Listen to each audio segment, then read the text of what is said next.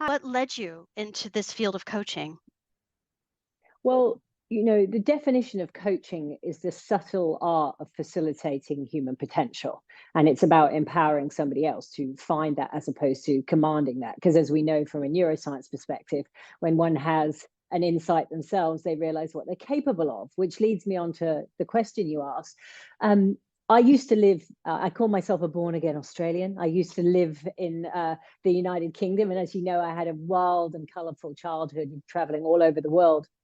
And when I came out to Australia with my late husband, we just arrived, and I thought I would pursue my passion for working in the design and arts field. I represented human beings there as well, but it was just too far across the world to be able to move artists and designers back and forth between Australia and the US, where I did a lot of work.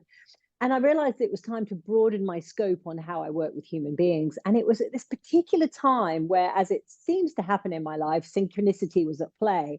And it was the boom where what you might now know as either performance coaching or executive coaching suddenly hit a high trend, particularly in the US with high achievers.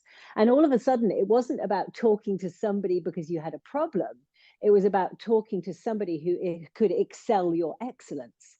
And it was that wonderful time where I, for a moment, considered what I had been doing. And I realized what I had been doing was elevating human potential for people who were often so caught in their craft, they were unable to be effective in business.